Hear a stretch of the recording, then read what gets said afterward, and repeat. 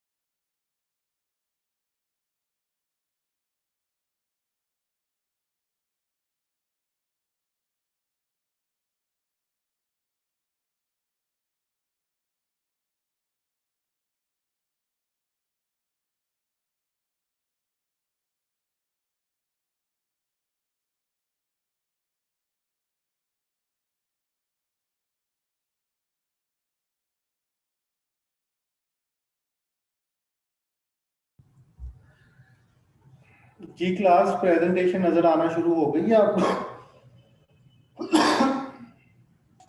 Yes sir.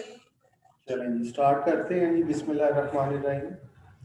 आज आपका almost fourth lecture है about the therapeutics exercises. And you learn about the therapeutic exercises that these are the specific and individualized type of exercises that are used for treatment of patients। ठीक है। तो ये कोई simple exercise नहीं है कि जो आप मॉर्निंग शोज में देखती हैं कि यहाँ जनरल बैठ के आप किसी टीवी प्रोग्राम में आपको कहा जाता है कि जी आप मोटे हैं तो एक्सरसाइज करें, आपको ब्लड प्रेशर है तो एक्सरसाइज करें, आपको डायबिटीज है तो एक्सरसाइज करें, या आपका बैलेंस खराब है तो एक्सरसाइज करें। ये तो आपको गाइड कर दिया जाता है, लेकिन वो एक्सरसाइज कैसे करनी है, किस एज ग्रुप ने कौन सी एक्सरसाइज करनी है, इस बारे में कोई ज़्यादा गाइडलाइन आपको नहीं किया जाता। तो ये थेराप्यूटिक एक्सरसाइज में स्पेसिफिकली आपको वो एक्सरसाइज सिखाई जाती हैं कि जो ट्रीटमेंट पॉइंट ऑफ व्यू से यूज होती हैं।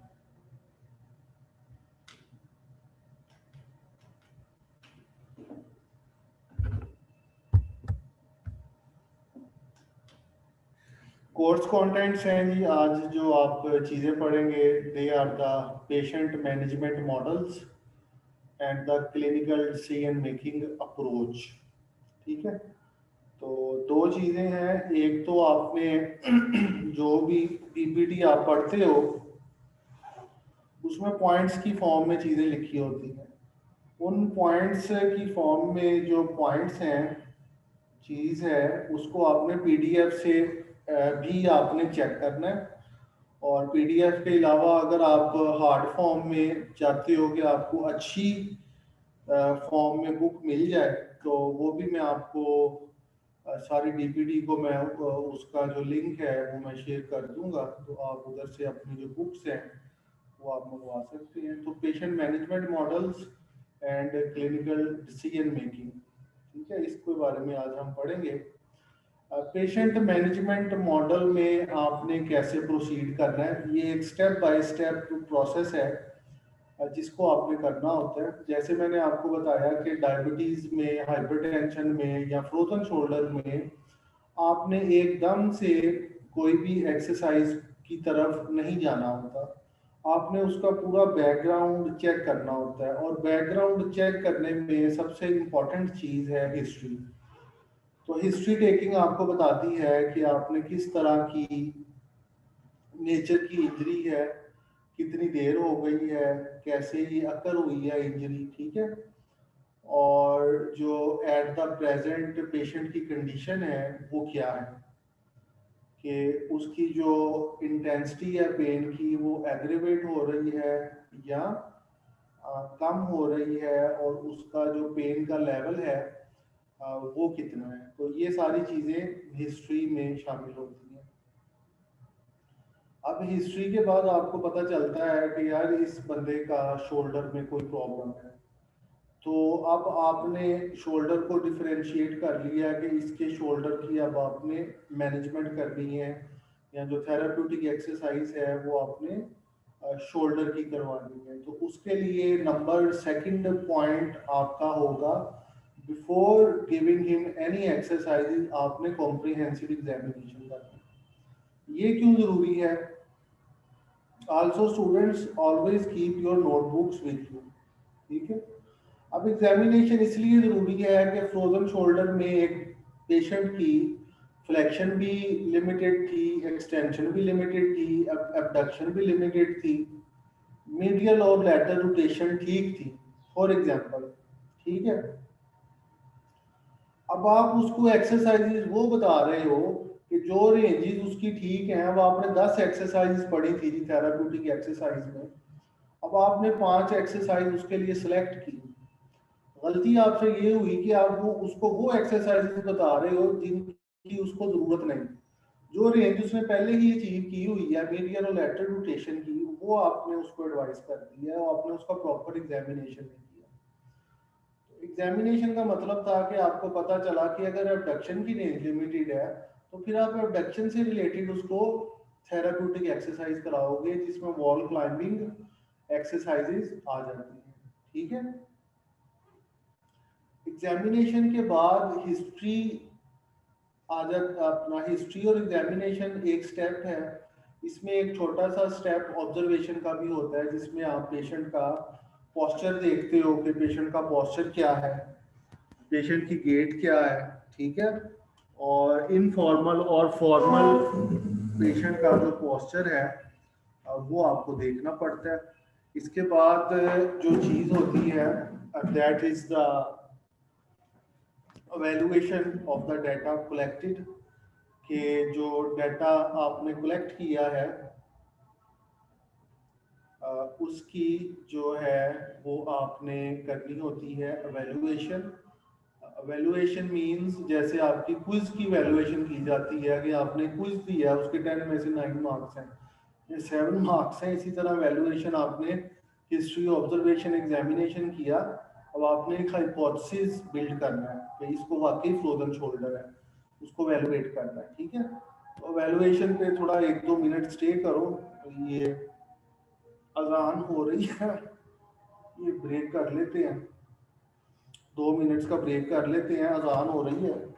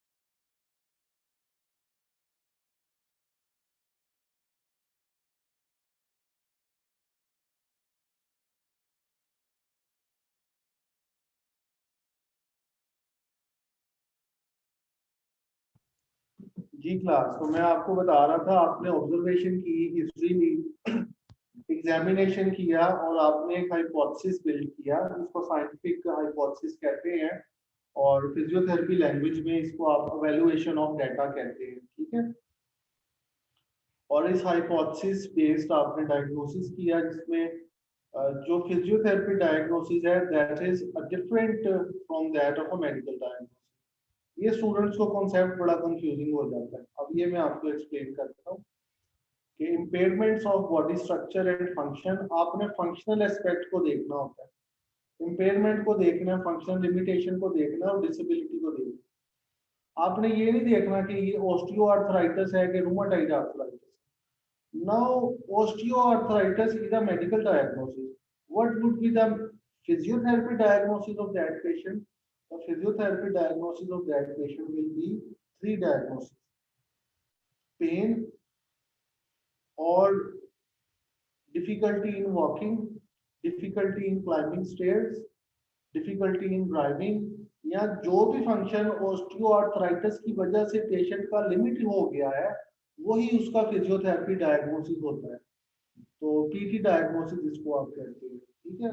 तो जो मेडिकल एब्रिविएशंस हैं उसमें ऑस्टियोआर्थराइटिस पे आपने नहीं जाना, ऑस्टियोआर्थराइटिस एक मेडिकल डायग्नोसिस है, आपने पीटी डायग्नोसिस पे जाना। And number fourth point, model में, पेशेंट मैनेजमेंट मॉडल में the establishment of a prognosis and plan of care based on the patient oriented goals, ठीक है।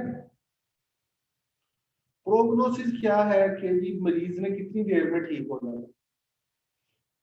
मरीज आपसे मेडिकल सर्टिफिकेट रिक्वेस्ट कर रहा है या उसने कोई एक्टिविटी प्लान करनी है, वो आपसे एक परमिशन मांग रहा है, आपसे क्वेश्चन कर रहा है कि ये मेरा आर्थराइटिस कितनी देर में ठीक हो जाएगा, ये मेरा फ्रोजन शोल्डर बैक पेन कितनी देर में ठीक हो जाएगी।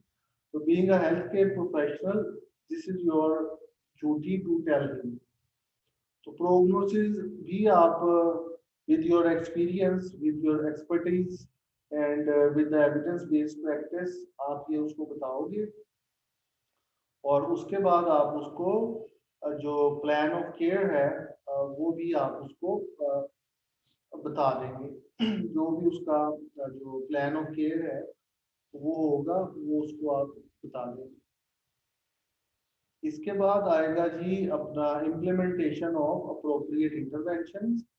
तो थेराप्यूटिक एक्सरसाइजेस की जो इंटरवेंशंस हैं इसमें दो चीजें आ जाती हैं। एक तो उसकी आएगी मोबिलाइजेशन आ जाएगी, मैनिपुलेशन आ जाएगी, और फिर एक्सरसाइज आएंगी जो सुपरविजन में भी होती हैं और उसमें भी होती हैं, आपकी होम बेस्ड एक्सरसाइज भी होती है।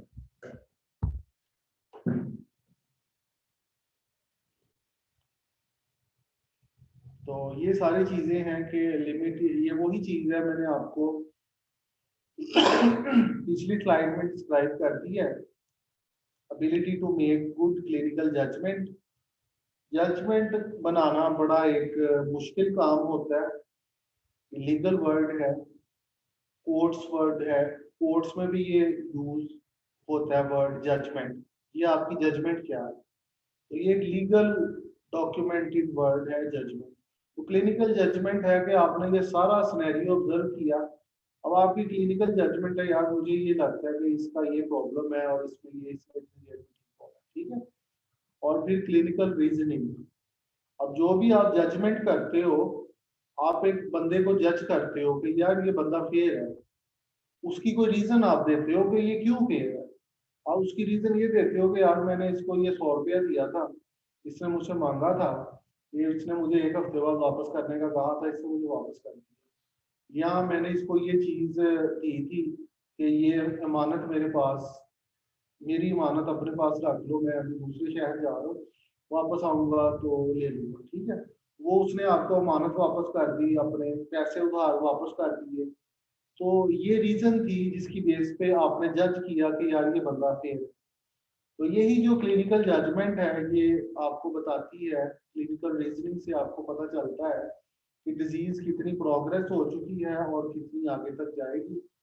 और लास्ट वर्ड है जी एविडेंस बेस्ड। अब जितनी भी ट्रीटमेंट्स थी, अब वो एविडेंस बेस्ड हो चुकी है, रिसर्च एविडेंस बेस्ड, कि हर चीज की अब आपके पास रिसर्च होनी चाहिए टू सपोर्ट। अब ये नहीं है किसी बाबे ने 1990 में कोई बुक लिखी है, कोई ट्रीटमेंट लिखी है, अब वो किसी पीटी बुक ही आप पढ़ी जा रहे हो। अब रिसर्च बेस्ड नॉलेज आ गया, हर रोज नई से नई नया मोबाइल फोन आ रहा है। जो क्लाइंट्स हैं वो अपनी डिमांड्स कर रहे हैं कि हमने ये करना है, ये करना है, ये चाहिए। इसी तरह मेडिसिन में, फिजियोथेरेपी में नई नई रिसर्चेज आपको बता रही हैं कि ये एक्सरसाइज का तो कोई फायदा ही नहीं, इसको निकाल लें, और ये इस एक्सरसाइज का फायदा है, इसको आप उसमें ऐड कर दें, ठीक है। और जी पेशेंट मैनेजमेंट मॉडल में जो चीजें इंपॉर्टेंट हैं, they are the dynamic and complex process of reasoning and analytical thinking, ठीक है। Now this word is also very important. एक तो आपने रीजनिंग होनी चाहिए आपके पास कि ये बंदा क्यों बीमार हुआ और ये क्यों ठीक हो रहा है, ठीक है। और एनालिटिकल थिंकिंग ये है कि आपको एनालिसिस होना चाहिए सारी सिचुएशन का, कि ये सिचुएशन में है तो ये सिचुएशन ये मरीज के लिए बेहतर है या नहीं बेहतर। इसकी मैं आपको एक एग्जांपल देता हूँ। Recently we interviewed about 30 candidates for your faculty. तो अल्हम्दुलिल्लाह सारी की सारी फैकल्टी आपकी अब आ गई है। आई थिंक आपको फोन भी किया होगा मैडम ने, या नहीं किया तो अभी करके ही कोर्स आउटलाइन में उनको भी भेज दूंगा। अब आपको मैं एक एग्जांपल देता हूँ। मैंने एक क्वेश्चन किया एक कैंडिडेट से कि ड्यूरिंग प्रेगनेंसी डायबिटीज क्यों हो जाती है। I ask the reason and then I ask the analytical portion कि इसका फायदा है नुकसान है। पहले तो आप रीजनिंग देखो कि ये मेडिकल का एक क्वेश्चन है कि during the pregnancy gestational diabetes क्यों हो जाती है। What is the complex process of reasoning why it is happens, and after pregnancy there it disappears automatically. तो reason behind that was कि जिसमें से एक दो कैंडिडेट्स ने शायद उसका आंसर किया कि जो प्लेसेंटा है वो बनी होती है और प्लेसेंटा हार्मोन्स रिलीज करती है कि जो आपके पैंक्रियाज पे जाके एक्ट करते हैं और उधर जो इंसुलिन प्रोड्यूसिंग सेल्स हैं उनके एक्शन को स्नब करते हैं, जिसकी वजह से इंसुलिन की सेक्रीशन कम हो जाती है, जिसकी वजह से ब्लड में ग्लूकोज लेवल ज्यादा हो जाता है। ये फॉर द टाइम बीइंग अगर ये 180 मिलीग्राम या 200 मिलीग्राम से कम है तो ये तो ठीक है, ये तो बेबी डेवलपिंग फीटस को ग्लूकोज चाहिए, ये तो ठीक है। लेकिन जब ये एक लिमिट को क्रॉस कर जाएगा, ये फिजियोलॉजिकल मैकेनिज्म जो कि 10% प्रेग्नेंट लेडीज में हो जाता है, तो इसकी एनालिटिकल थिंकिंग में ये चीज आ जाएगी कि ये चीज जब एलिवेटेड ग्लूकोज रहेगा बॉडी का फॉर सम टाइम, तो वो जो फीटस है वो ग्लूकोज ज़्यादा लेना शुरू कर देगा, और वो जब ग्लूकोज ज़्यादा लेगा तो उसका वेट ज़्यादा गेन होना शुरू हो जाएगा, और फिर जो फीटस की लाइफ है और जो मदर की लाइफ है वो एट रिस्क जा सकती है, क्योंकि फीटस वेट गेन कर लेगा। अब जो हूँ इसने 3.5 kg इंट्रा यूट्रस इंक्रीज किया, वेट 4 kg पे चला गया, 3.5 kg पे चला गया, उसको डिलीवर करना बहुत मुश्किल हो जाएगा, और फिर आपको सी सेक्शन और कॉम्प्लिकेशंस की तरफ जाना पड़ेगा। तो ये एक सिंपल सा एक मैनेजमेंट मॉडल है जेस्टेशनल डायबिटीज का। Same implies with the physiotherapy diagnosis, कि क्या वजह की ये बीमारी हो रही है और इसका इम्पैक्ट क्या है। तो you have to be very analytical as well as reasonable thinker, ठीक है। और फिर आपने एक जजमेंट करनी है, डिटर्मिनेशन करनी है, और क्रिएटिव थिंकिंग करनी है। तो क्रिएटिव थिंकिंग क्या होती है कि you have to think in a new way. आपने बुक पे नहीं रहना, आपने किजनर पे नहीं रहना कि यार ये 10 एक्सरसाइजेज जो किजनर पे लिखी हैं यही बस हैं, इसके अलावा और कुछ नहीं है। आपने क्रिएटिव थिंकिंग स्टार्ट कर देनी है, यार कोई 11th एक्सरसाइज भी मैं इन्वेंट करती हूँ या 12th भी करती हूँ, अगर इसने 10 लिखी है, हो सकता है आपके माइंड में 15 एक्सरसाइज और उसकी आ जाए और वो पेशेंट के लिए ज्यादा बेनिफिशियल हो। तो 10 एक्सरसाइजेज जो थेराप्यूटिक्स की बुक में लिखी हैं उनमें से कोई मरीज को सूट ही ना करें, आपने खुद से जो चीजें सोची हैं वो मरीज के लिए ज्यादा अच्छी हो। तो this is called the creative thinking. तो थेराप्यूटिक एक्सरसाइज में you have to be very creative. अब जो क्लिनिकल डिसीजन मेकिंग है, इसके लिए आप देखेंगे क्या चीजें आपको रिक्वायर्ड है। Clinical decision making simple is the process of making clinical decisions on the OPD और इंडोर पेशेंट्स, कि आपने मैनेजमेंट के पॉइंट ऑफ व्यू से क्या क्या चीजें आपके लिए इम्पोर्टेंट है। तो knowledge of information about problem, problem identification is the key. Schools में कॉलेजेस में भी देखा जाता है कि ये बच्चा अब क्यों नहीं सीख पा रहा। प्रॉब्लम आइडेंटिफाई किया जाता है कि यार इसके घर में कोई प्रॉब्लम है, इसको कोई बुलिंग हो रही है, कोई हरेसमेंट हो रही है, इसको कोई साइकोलॉजिकल प्रेशर है, ये मरीज है ये क्यों नहीं ठीक हो रहा फ्रोजन शोल्डर का, क्या इसको डायबिटीज है, कहीं ये कैंसर का मरीज तो नहीं, आप उसको ट्रीट कर ही जा रहे हो, कहीं ये प्रेगनेंसी तो नहीं, इसको pregnancy related low back pain तो नहीं हो गई हुई। ये चीजें होती हैं कि आप प्रॉब्लम आइडेंटिफाई नहीं कर पाते, तो फिर आप उसको ट्रीट कैसे करोगे। तो फिजियोथेरेपी में बड़ा सिंपल सा फार्मूला है, आपने जिधर भी प्रॉब्लम आइडेंटिफाई करेक्ट कर ली तो समझो आप उसका ट्रीटमेंट कर लोगे बड़ी आसानी से। ये ऐसे ही है कि एक गाड़ी आपकी खराब हो गई, सड़क पे खड़ी हो गई, अब आप रैंडमली उसकी चीजें तो नहीं चेंज करोगे, कि कभी आप उसका ऑयल चेंज कर दोगे, कभी ब्रेक ऑयल चेंज कर दोगे, कभी बेल्ट चेंज कर दोगे, कभी आप उसका इंजन खोल दोगे, आपको पता ही नहीं कि अंदर चीज क्या खराब है। आप क्या करोगे कि पूरी की पूरी गाड़ी को आप कंप्यूटर के साथ अटैच कर देते हो, आजकल कंप्यूटर के साथ गाड़ी अटैच हो जाती है, वो आपको प्रॉब्लम आइडेंटिफाई करके बता देती है कि यार इसके कार्बोरेटर में मसला है, इसका इंजन हीट अप हो रहा है, इसका पाइप लीक हो गया है। बेशक प्रॉब्लम आइडेंटिफाई करने में आपको 1 घंटा लगे, आपको पता लग गया ना कि ये प्रॉब्लम है, उसको सॉल्व करने में आपको 2 मिनट भी नहीं लगेंगे। ऑन द अदर हैंड अगर आप उसको रिपीट करोगे, उलट करोगे कि उसको रिप्लेसमेंट करी जाओगे, प्रॉब्लम आइडेंटिफाई नहीं करोगे, तो वो आपके लिए बड़ा मुश्किल हो जाएगा ट्रीटमेंट करना, ठीक है। इसके अलावा है जी कॉग्निटिव एंड साइकोमोटर स्किल, इसके साथ आपको फेमिलियर होना चाहिए। अनफेमिलियर टास्क या अनफेमिलियर एक्सरसाइजेस मरीज को नहीं देनी चाहिए। फॉर एग्जांपल, अब एक 60 ईयर ओल्ड लेडी है, आपने थेराप्यूटिक्स में पढ़ा है कि पेक्टोरल्स की एक्सरसाइजेस के लिए आपने पुशअप्स पढ़े कि जी पुशअप्स बड़ी अच्छी एक्सरसाइज है, आपने पेक्टोरल मसल्स को बिल्डअप कर, थेराप्यूटिक्स की बुक में आपने ये चीज पढ़ी। तो क्या आप एक 60 ईयर ओल्ड लेडी को दे दोगे ये पुशअप की एक्सरसाइज? कभी भी नहीं आप दोगे, क्योंकि कॉग्निटिव वाइज और साइकोमोटर वाइज ये एक्सरसाइज उसके लिए अनफेमिलियर भी होगी क्योंकि उसने पूरी जिंदगी ये की ही नहीं, तो ये उसके लिए सूटेबल नहीं होगी। ठीक है। नंबर सेकंड इसमें ये होगा कि कोई यंग पेशेंट आ जाता है 25 साल का, वो कहता है मैंने अपने पेक्टोरल्स बिल्ड करने हैं, तो आप फौरन उसको उसके अकॉर्डिंगली एक्सरसाइज पुशअप्स की दे सकते हो। ठीक है। तो वो जो एक्सरसाइज है 60 इयर्स के लिए, उसके लिए आप और एक्टिविटी डिजाइन करो। ठीक है। इसके बाद है जी क्लिनिकल डिसीजन मेकिंग में you have to be very professional. Information gathering style जो है दैट शुड बी प्रोफेशनल, यानी कि स्टेप बाय स्टेप आपने चीजों में जाना होता है। ठीक है। ये नहीं करना कि आपने जो क्वेश्चन एंड में करना था और वो आपने स्टार्ट में कर दिया, जो स्टार्ट में करना था वो आपने एंड में कर दिया। सारी इंफॉर्मेशन लेके आपको एंड में याद आया कि मैंने तो मरीज का नाम और एज तो पूछी नहीं। ठीक है। तो ये इंफॉर्मेशन गैदरिंग स्टाइल है। अब आपका प्रायर एक्सपीरियंस कितना है ये भी बड़ा जरूरी है। ठीक है। तो शुरू में आपको अंडर सुपरविजन काम करना पड़ता है।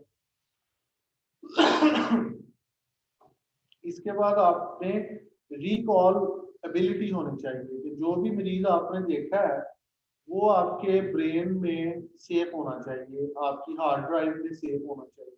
उस तरह का जो दूसरा मरीज आएगा उसको आप उसके साथ उसका कंपैरिजन आप स्टार्ट कर देंगे, और फिर एविडेंस बेस्ड प्रैक्टिस जो है वो आपने करनी है। क्लिनिकल पैटर्न्स आपने देखने हैं। क्लिनिकल पैटर्न्स क्या हैं कि जैसे फ्रोजन शोल्डर का मरीज अगर 2 हफ्तों में ठीक हो रहा है, तो ये आपने याद रखना है। मरीज को आपने ये नहीं कहना कि आप 2 दिन में ठीक हो जाएंगे। ठीक है। And option and reflective thinking, ठीक है, ये भी आपने देखनी है कि अब आपके पास क्या होना चाहिए, सेकंड सोर्स ऑफ ट्रीटमेंट, या आपके पास मरीज ठीक नहीं हो रहा तो क्या आप कुछ ऐसा गलत कर रहे हो। ठीक है। तो एक सेकंड क्लास होल्ड करना।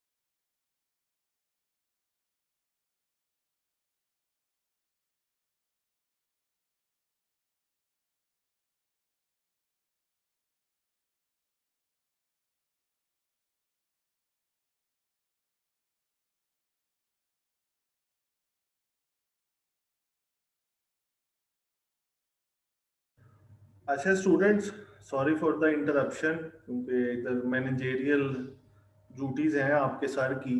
तो round about 10 to 15 faculty members हैं, तो उसमें से आपको मुझे थोड़ा सा इस सेंस में बर्दाश्त करना पड़ता है कि किसी भी टाइम कोई मैनेजमेंट से कॉल आ जाती है तो I am bound to also pick the calls. इसके लिए थोड़ा कर देना मुझे। No ठीक problem, sir. It's okay. ठीक है। एवं मेरे फीडबैक में ना लिख देना कि सर तो जब मर्जी दिल करता है फोन उठा लेते हैं, हालांकि मैं No, पर्सनल। sir. ठीक है ठीक है ठीक है ठीक है। आपकी अब हॉस्पिटल का मैं कर रहा हूँ फाइनल, अभी इधर से आपकी क्लास लेके जाऊंगा और फैकल्टी आपकी 100% मैंने कर दी है। तो अच्छा जी, नेक्स्ट स्लाइड पे आ जाते हैं हम। तो सर ये हमें आप लेक्चर यूट्यूब पे अपलोड कर देंगे? कर देता हूँ, सर याद से कर दीजिएगा। हो जाएगा। Sir thank you so much. Comprehensive approach इसमें होती है जी। तो कॉम्प्रिहेंसिव मीन्स कि आपने हेड टू टो ना सिर्फ एग्जामिनेशन करना है बल्कि ट्रीट भी करना है। अब एक मरीज आया तो फ्रोजन शोल्डर के लिए था, अब आपने देखा कि यार ये तो हाई हील भी पहनती है लड़की, तो इसकी तो पेल्विस भी ड्रॉप है एक साइड पे ज्यादा, इसको तो स्कोलियोसिस भी है। ठीक है, तो आपने देखना है कि कहीं उसका फ्रोजन शोल्डर इन वजह से तो नहीं हो रहा। समझ आई है? फ्रोजन शोल्डर या बैक पेन उसको ही नहीं आपने ट्रीट करना, बल्कि उसके बैकग्राउंड में हिस्ट्री में देखना है और कॉम्प्रिहेंसिव देखना है कि यार ये लड़की तो हाई हील ही हर वक्त पहने रखती है। उसको एडवाइस करें कि high heel is not good for your posture, it also affects your shoulder. आपने उनको इन चीजों में कन्विंस करना है। सिस्टेमिक सिस्टम को भी देखना है। सिस्टेमिक सिस्टम क्या है? आपका ब्लड, आपके जो फिजियोलॉजिकल सिस्टम है, ब्रीदिंग पैटर्न्स देखने हैं, को मरीज खांसी तो नहीं कर रहा, फीवर तो नहीं है उसको, कोई बॉडी पेन्स तो नहीं हो रही, कोविड की कोई सिम्टम तो नहीं है, कोई एलर्जी वगैरह तो नहीं है उसको। तो ये चीजें आपने देखनी है। तो बाकी सारी वही चीज है। अच्छा, इसमें एक और चीज है क्लास, इंटरवेंशन में और ट्रीटमेंट में फर्क होता है। I repeat, there is a difference in intervention and treatment. Intervention usually एक परमानेंट सोल्यूशन होता है और जो मरीज के साथ साथ ही रहता है। ट्रीटमेंट वक्ती तौर पे होती है, आपने कोई एक्सरसाइज करवाई, आपने अल्ट्रासाउंड अप्लाई की, तो that is a type of treatment. अब एक बंदे की एक टांग छोटी है, एक टांग लंबी है, तो उसमें जाने के लिए आपने उसको जो किया है, और शू इंसर्ट आपने किया है या उसकी एक साइड से हील रेज कर दी है, तो अब उसकी जो हील रेज है या शू इंसर्ट है, अब वो उसके साथ ही रहेगा। जितने भी वो शूज पहनेगा उसमें उसको डालना पड़ेगा ताकि उसकी पेल्विस का बैलेंस रहे। तो that will be called as the intervention, not a treatment. Treatment आपने उसकी पेल्विस का किया, शॉर्ट वेव लगा दी, मोबिलाइजेशन कर दी, उसको सिम्टोमेटिक रिलीफ दे दिया, लेकिन आपने जो शू इंसर्ट कर दिया, जो हील इंसर्ट कर दिया, हील रेस कर दिया, दैट इज द इंटरवेंशन। तो this is the patient model. Examination, evaluation, diagnosis, prognosis and intervention, ये सारी चीजें आपस में लिंक है। अब दोबारा मरीज ठीक हो के आपके पास फॉलो अप के लिए आ रहा है, तो आपने उसको री एग्जामिनेशन करना है। और यहाँ आपको ये सारी चीजें आपने की हैं, 5 स्टेप्स किए हैं सेंटर वाले, आपको पता चला कि ये तो आपके अवारे का पेशेंट नहीं है, आपके पल्ले का नहीं है मरीज, ये तो आपसे ठीक नहीं होना, ये तो आपको लगा कि ये कैंसर का मरीज है, या तो ये बहुत ही ज्यादा ऑस्टियोप्रोटिक है, आपने मोबिलाइजेशन करोगे तो हड्डी तोड़ दोगे उसकी, आप फिर उसको रेफर करोगे to the other health care professional. ठीक है, तो एग्जामिनेशन में जो जो चीजें इंपॉर्टेंट है, प्रॉब्लम आइडेंटिफिकेशन, इस पे मैंने काफी ज्यादा आपको गाड़ी की एग्जांपल दी है। तो मरीज से पूछना है कि why are you here, what brings you today, why are you in my clinic, very polite sentence में, उर्दू में, इंग्लिश में, पंजाबी में, what brings you to my clinic today, how are you doing, hi, इस तरह करके आप उसको इंट्रोड्यूस कराएंगे, my name is doctor Aima and how are you doing and what do you expect and why are you here today. ये आप reason for coming पूछते हो सब्जेक्टिव, और वो फौरन उसको बता देता है कि I have a pain in my lower back since 2 days और सिंस मॉर्निंग और फॉर द पास्ट वीक। ठीक है, फिर आपने स्क्रीनिंग भी कर देनी है। ये ना हो कोई प्रेग्नेंट लेडी हो तो एमिनोरिया आफ्टर 1 month हो जाता है, एब्सेंस ऑफ मेंस्ट्रुअल पीरियड, तो आप उसकी सिम्टम्स को रिलेट कर दो कंप्लीटली मस्कुलोस्केलेटल, और आप डेवलपिंग फीटस को शॉर्ट वेव अप्लाई कर दो और फिर उसका फौरन ही मिसकैरेज हो जाएगा। ठीक है, तो ये चीज़ें बड़ी आपने करनी है। फौरन आपने मैरिटल हिस्ट्री ले लेनी है कि when you got married, and you should also take the menstrual history, the dates of your patient to screen for the expectant pregnancy. ठीक है, only female therapist can do such type of questions. Even if you are male, you should have a female attendant or the therapist with you to ask such a type of questions in our culture. Otherwise these will be considered as not appropriate questions. And ठीक है, diagnostic testing के लिए आप x ray देख सकते हैं, फिर आपने डिसाइड करना है कि ट्रीटेबल है या नहीं है। अब प्रेगनेंसी हो गई है या कैंसर है, तो कैंसर तो स्प्रेड होता है फिजियोथेरेपी की कोई मोडेलिटी अप्लाई करने से, तो वो ट्रीटेबल नहीं है। बेसलाइन मेजरमेंट में आपने बॉडी मास इंडेक्स देखना होता है जो ज़्यादातर फिजियोथेरेपी में, हाइट देखनी है, वेट देखना है, और फिर इम्पेयरमेंट, डेफिसिट्स और एबिलिटीज देखनी है, हेल्थ हिस्ट्री देखनी है, रिव्यू ऑफ सिस्टम देखना है। अब health history is also very important. एक बंदा है जिसको बीमारियां बड़ी जल्दी लग जाती हैं, जिसका इम्यून सिस्टम लो है, इस तरह के लोगों को कोविड भी होता है तो वो रिकवर नहीं कर पाते। ठीक है, आपने देखेंगे यार ये बंदा कौन कौन सी मेडिसिन ले रहा है, क्या करता है, क्या नहीं करता, और इसकी ओवरऑल हेल्दी लुक है कि नहीं। तो ओवरऑल हेल्दी लुक भी आपको पता होना चाहिए कि ओवरऑल हेल्दी लुक क्या होती है। और स्पेसिफिक टेस्ट एंड मेजर्स ये भी होता है, ये आप मस्कुलोस्केलेटल में पढ़ेंगे। इनिशियल एग्जामिनेशन क्वेश्चंस जो हैं, ये सम ऑफ द एग्जांपल्स हैं कि जो आप कर सकते हैं। What are the most complete and readily available sources for obtaining the patient's history? Patient की हिस्ट्री या तो मरीज खुद बताता है या उसका अटेंडेंट बताता है। अब बच्चा है 2 साल का, 3 साल का, उसने चलना नहीं शुरू किया, अब वो खुद तो नहीं बताएगा कि मैंने क्यों नहीं चलना शुरू किया। उसके पेरेंट्स बताएंगे कि यार इसको कोई ट्रॉमा हुआ है या कोई और साइकोलॉजिकल फैक्टर है, इसमें ये हैबिट्स हैं।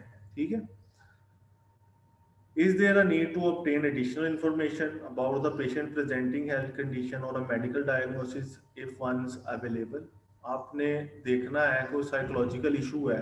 अब मरीज खुद तो नहीं बताता कि यार मैं साइकोलॉजिकली डिप्रेस्ड हूँ, आपको देख के लगता है, और फिर आपको फैमिली से आप क्वेश्चन कर सकते हो कि यार ये बंदा खाना पीना नहीं सही करता, बैठा बैठा सोचों में ही घूम रहता है, रोना शुरू कर देता है, कभी चीखने लग जाता है। इस तरह के मरीज की तो नहीं आप फिजियोथेरेपी करोगे। Based on initial working hypothesis. देखा, तो ये वर्ड मेरे माइंड में था, ये स्लाइड में अब आया हाइपोथेसिस का। ठीक है, कि साइन एंड सिम्टम्स की बेस पे आपने हाइपोथेसिस बनाया, तो आपने देखा कि इसको और किसी बंदे की जरूरत है कि नहीं। ठीक है, क्या आपने स्पेशल टेस्ट करना है, क्या आपके पास एविडेंस है, और कौन सा टेस्ट आपने पहले करना है और कौन सा बाद में करना है। ये याद रखना कि जो पेनफुल मैनूवर्स हैं, पेनफुल टेस्ट्स हैं, वो आपने एट द एंड करने होते हैं। ठीक है, हिस्ट्री में आपने वही चीजें देखनी है, पास्ट, हेल्थ स्टेटस। अब हिस्ट्री की स्लाइड में स्टार्ट आई थी, अब कंक्लूडिंग स्लाइड्स में इसकी थोड़ी सी डिटेल आ गई है। ठीक है, अब पेशेंट आपका इंडोर का है कि आउटडोर का, ये आपने देखना है।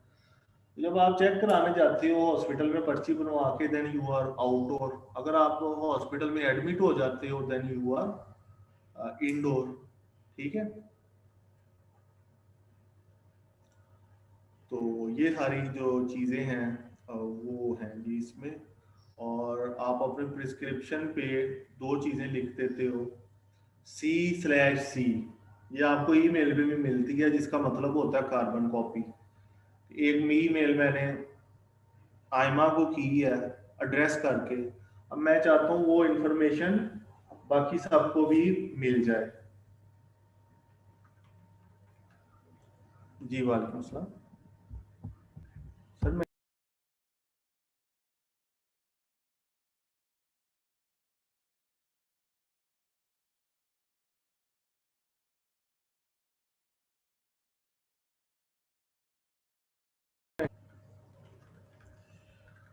तो ये जो होता है जो इसको कहते हैं कार्बन कॉपी। ठीक है, लेकिन मेडिकल फील्ड में इसका मतलब है चीफ कंप्लेंट। चीफ कंप्लेंट में आप अपने प्रिस्क्रिप्शन पैड पे ये चीज लिखते हो। ओ ओब्लिक ई का मतलब है कि आपने चीफ कंप्लेंट देखी, हिस्ट्री देखी, अब आपने एग्जामिनेशन किया, ओ ओब्लिक ई ऑन एग्जामिनेशन। और डायग्नोसिस के लिए आप एक ट्राइएंगल सी ड्रा कर देते हो। ठीक है, ट्राइएंगल करके आप एक हाइपोथेटिकल डायग्नोसिस या पीटी डायग्नोसिस लिख देते हो। ठीक है, location, intensity, description and provoking factors वगैरह। और फिर सेल्फ रिपोर्टेड क्वेश्चनियर बना देते हो, कैटेगराइज क्वेश्चन और वर्किंग हाइपोथेसिस। तो ये सारी चीजें हैं। Let's see how many slides we have. तो हिस्ट्री को थोड़ा सा देख लेना, वेरी इजी। डेमोग्राफिक डाटा आ जाता है, नाम, पता, वल्दियत, पैदाइश, एजुकेशन, एमए, बीए, एलएलबी, जो भी है। सोशल हिस्ट्री, किधर रहता है जी, कहीं गंदे नाले पे तो नहीं रहता, तो उसको सांस की बीमारियां ज्यादा होंगी, या किसी ऐसी जगह पे जहाँ पे मच्छर ज्यादा है, तो ध्यान से जरा मच्छर आप लोगों को ना काट जाए। तो ऑक्यूपेशन कैसा है, तो एक बंदे का ऑक्यूपेशन है जी माइन वर्कर है, कोयले की कान में काम करता है। एक बंदे का प्रोफेशन है वो डॉक्टर है, हॉस्पिटल में होता है। तो जो डॉक्टर है, पेशेंट पेशेंट डॉक्टर भी तो बीमार होते हैं ना, ट्रीटमेंट करवाने आते हैं, उसको ज़्यादा प्रोन है टू द इन्फेक्शंस। ठीक है, ग्रोथ एंड डेवलपमेंट आपने देखनी है, बच्चा आ जाता है या कोई और आ जाता है। ठीक है, राइट हैंडेड है या लेफ्ट हैंडेड है, ये आपने देखनी है। Hand and foot dominance, living environment देखनी है, this is very important. I tell you, one of the most important thing that I noticed in my clinical career is the living environment. अगर आपका living environment अच्छा है, means ये नहीं कि आप कोई व्हाइट हाउस में रहते हो या गवर्नर हाउस में रहते हो, चारों तरफ गार्डन है, नीचे आपकी कोठी है बहुत बड़ी, लेकिन एनवायरनमेंट है कि आपके फैमिली मेंबर्स आपके साथ कोऑपरेटिव है। जिस जगह पे रहते हो वहां पे सूरज, हवा, रोशनी, पानी साफ सुथरा आपको मिल रहा है, और वेल सैनिटेशन फैसिलिटीज हैं, गंद नहीं जमा, it means you are living in a very good environment, और आपकी जो प्रोग्नोसिस है वो गुड होगा। तो ये सारी मेडिकल हिस्ट्री वगैरह, ये सारी उससे रिलेटेड चीजें हैं। कॉग्निटिव फंक्शन की हिस्ट्री आपने देखनी है। शुद्ध बुद्ध खोया हुआ मरीज है, उसको आपने देखना है, आपको क्वेश्चन कर रहे हो वो आपको रिप्लाई नहीं कर रहा, कम्युनिकेशन देखनी है, मेमोरी देखनी है। मरीज बैठा बैठा रोना शुरू कर देता है या आपके साथ आर्ग्यूमेंटेटिव लैंग्वेज में बात करता है, तो फिर आपने उसको इमोशनल इंटरेक्शंस में देखना है कि वो क्या कर रहा है। तो ये करंट कंडीशंस या चीफ कंप्लेंट्स जिसको मैंने कहा था, और कंसर्न्स, ये उसमें आ जाएंगी। और ये भी वही चीज है जी हिस्ट्री में। रिव्यू ऑफ सिस्टम में ये देख लो कौन से सिस्टम्स देखने हैं। कार्डियो की बात करेंगे तो heart rate, respiratory rate, blood pressure, light headedness, oedema. Integumentary means the skin, temperature, colour, texture. Musculoskeletal में range of motion, strength, height, weight. और gastrointestinal and genitourinary system में heartburn, diarrhoea, constipation, bladder, menstrual cycle. Cognitive में emotional response, orientation. Journal में आपको पता चल जाएगा कि ये बंदा कोविड या कैंसर है या कोई सीरियस बीमारी है, फटीग हो जाता है, मलेज है, वेट गेन लॉस है, चिल्स हैं, फीवर्स वगैरह है या स्वेट है। स्पेसिफिक टेस्ट आपने कौन सा करना है ये भी आपको एंड में पता चल जाएगा। और फिर आप गेट एनालिसिस से भी आपको काफ़ी चीज़ों का पता चल जाएगा। तो पेशेंट मैनेजमेंट मॉडल में ये जो आप स्टार्ट में आपसे कर देता हूँ दोबारा, और क्लिनिकल डिसीजन मेकिंग में हिस्ट्री और एग्जामिनेशन के पॉइंट्स हैं, ये सारे के सारे बहुत इंपॉर्टेंट हैं। These are 19 slides and I am stop sharing all these. Now if you have any questions you can ask. और दूसरा ये है कि जब मैंने आपका ये कोर्स मूडल पे अपडेट किया तो उसके 2-3 दिन बाद उन्होंने हमें कॉल करके कहा कि इसका अब नया वर्जन आ गया है मूडल का, तो अब आप कोर्स उस हिसाब से अपडेट करें। तो अब मैंने पता नहीं आपका कोर्स डिलीट किया है कि नहीं किया है, तो मैं खैर दोबारा से उसको क्रिएट करूंगा नए फॉर्मेट में, और फिर मैं उसमें ये स्लाइड और रिकॉर्डिंग उसमें मैं इंसर्ट कर दूंगा। जी सर डिलीट हो गया क्योंकि मैंने चेक किया था ना अभी, तो वो शो नहीं था और आपका कोर्स। हाँ, तो वो मैं आज कर दूंगा। आज मुझे शाम तक का टाइम दो, शाम 6 बजे से पहले पहले इंशाल्लाह ताला हो गया होगा। और कुछ? Okay sir. जी अहमद साहब, Anam, any No, sir. Questions? हाँ, वेरी No, गुड sir. जी। और इधर थोड़ा सा हम इसको जो ये है अपना स्टूडेंट टीचर इंटरेक्शंस, और ये जो क्लास में आप लोग बना लेते हो पार्लियामेंट्री हाउस आप लोगों ने बनाया हुआ है, अपर हाउस, लोअर हाउस, और आप वोटिंग करते हो, सारी क्लासों में चलता है ये काम। ये फिर एज इट इज रहेगा, लेकिन इसके साथ साथ कोई भी स्टूडेंट है उसको टीचर अपनी कैपेसिटी में हेल्प लेने के लिए कॉल कर सकता है, और ये किसी भी स्टूडेंट के लिए एक ऑनर की बात होती है।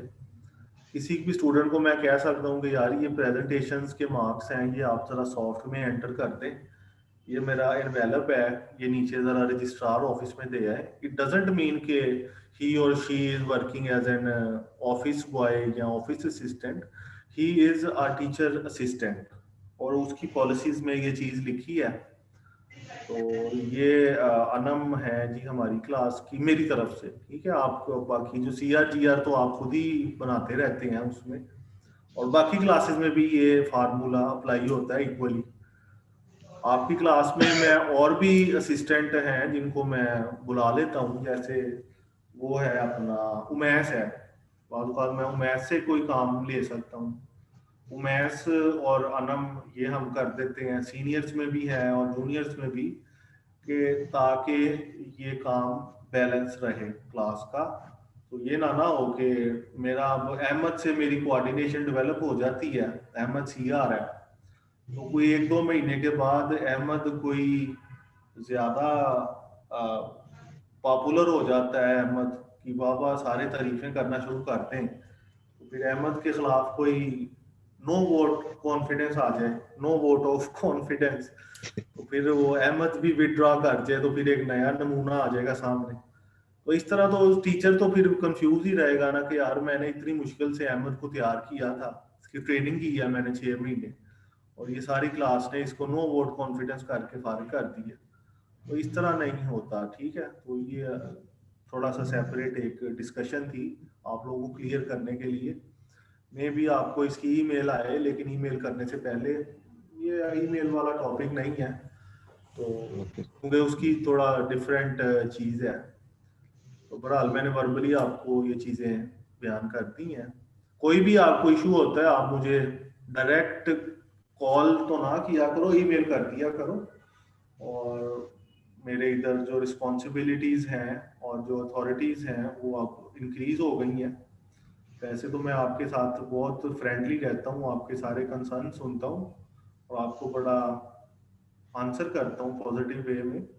मे भी बाकी टीचर्स आपके साथ इतने फ्रैंक ना हो, तो इसका भी आपके लिए एक एडवांटेज है, मुफ्त में मिला हुआ है आपको, टीचर आपके साथ ही है, ठीक है।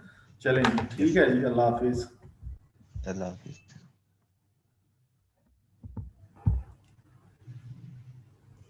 जी हेलो।